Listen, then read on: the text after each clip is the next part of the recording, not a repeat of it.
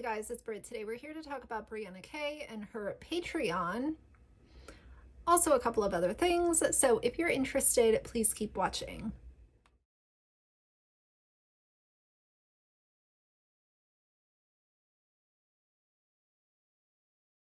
All right, you guys, so we all know who Brianna K is, Bits of Brie. She's got presence all over the place, and I've talked about her periodically, and I have found some of the things that she's done to be very entitled. I've also found her to be very rude to her subscribers. But I was talking to one of you guys who is a Patreon member of hers.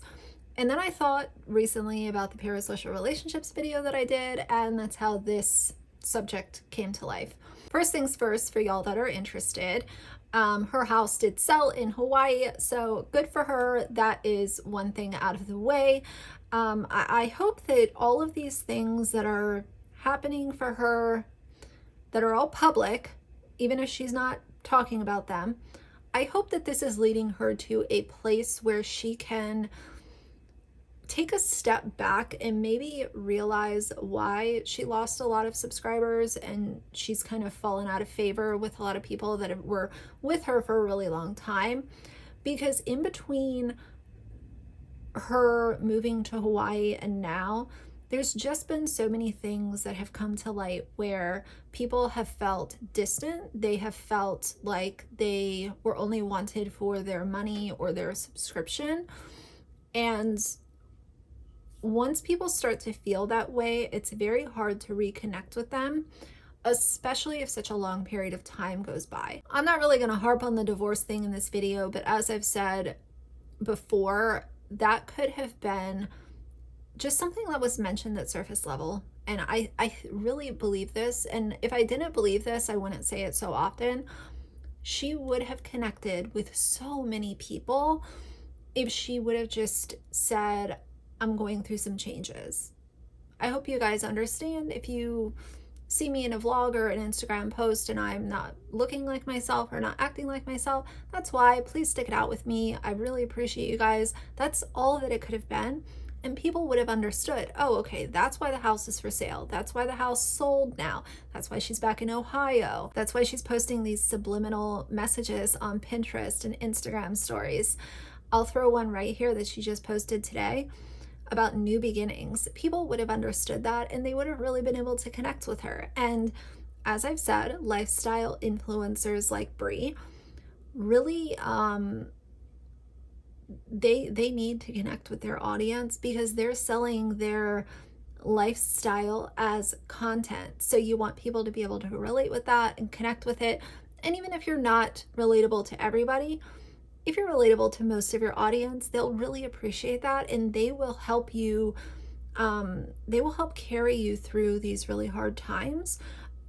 Not saying that, you know, the internet is everything, but to feel like you have a sense of community is really important. That's just my opinion. So that's the thing with the house. It's sold. Hawaii is a done deal.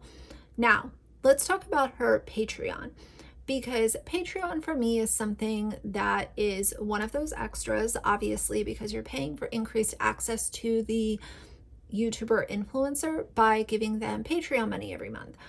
And for me, the way that I look at Patreon, and again, this is only for me, if I'm charging someone $1 or $2 or whatever a month, then for me to feel okay with that, I would have to have some form of consistency as far as what are you paying for?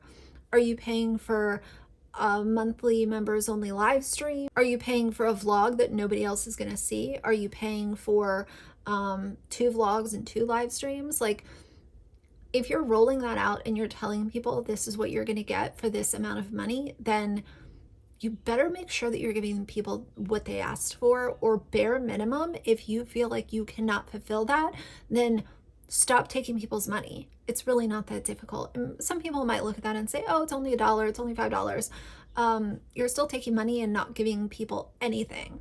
And that's a problem, my opinion. If you go onto her Patreon, she only has 1 level and it's called My Loves. Y'all know how I feel about that. It's $1 a month. And her Patreon intro says, "You are not alone. Welcome to our community for support and discussion around a variety of issues women are struggling with. But you don't have to do it in secret anymore. All proceeds will be donated to charity of choice each month. Thanks for your support. Monthly Patreon only newsletter and updates, monthly writing prompts and discussion topics." And then if you scroll down, she has 18 patrons, and it says, "I'm Brianna, but my friends call me Bri. I'm so glad you're here. You're not alone. Trigger warning, this Patreon will discuss topics that are emotionally disturbing. I'm not a mental health professional. This page is a community discussion and support group.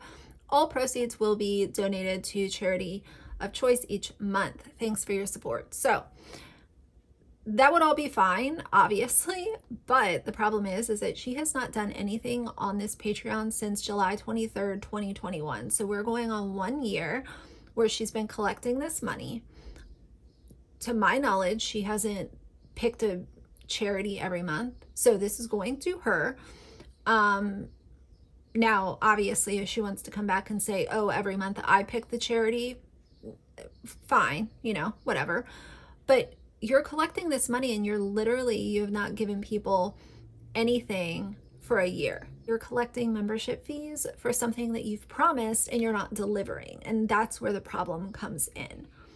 Those people that spent the $12 for the last year and haven't gotten anything in return could have, $12 could have gone a lot of different places.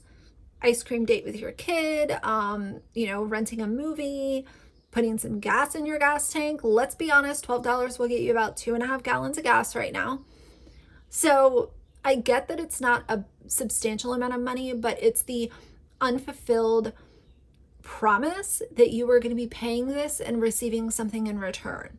So if she comes back and says, "I donated $100 to this charity, and it's my bad for dropping the ball on the Patreon," why is this an active Patreon page if there's nothing being uploaded to it? What is the point? Why not close it down, stop taking people's money, especially when you're there on Instagram asking people to pay for your memberships on Instagram? It just seems like, let me open up all of these different streams of revenue for myself.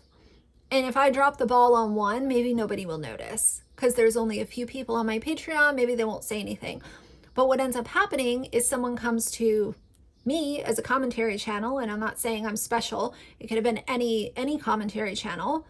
And they say, "Oh, I've been paying this for a whole year, and Bri hasn't put anything on Patreon for almost a year." The reason I wanted to talk to you about this is if you're one of Bri's Patreons and you forgot that you signed up for it, FYI, in case you didn't notice, there hasn't been anything uploaded in almost a year. So you might want to not continue paying that when you're not getting anything in return. And secondly, morally, this just feels scummy to me. And as I said, it feels like, let me just open all of these streams of revenue to collect as much as I can. And if one thing falls off, then it falls off. Maybe nobody will call me out on it. But either way, it just didn't feel right. And since someone asked me about it and let me know about it, I wanted to talk to you guys and also let you know that her Hawaii house is sold. So good for her. She's having a fun mom summer. That is what she called it, not me. She's been going to Backstreet Boys concerts and having drinks and cocktails and dinners and stuff. And as I said, I hope that this brings her to a place where she is happier. And I also hope that going forward, maybe she can reflect back and say, wow, what was I doing? What was I doing snapping at the people that put me in a position where I could even buy a house in Hawaii? That's what I would hope. So either way, do better. For now, if you like the video, please leave a like and a comment. And if you'd like to see more from me in the future, please subscribe. I'll see you guys soon. Bye.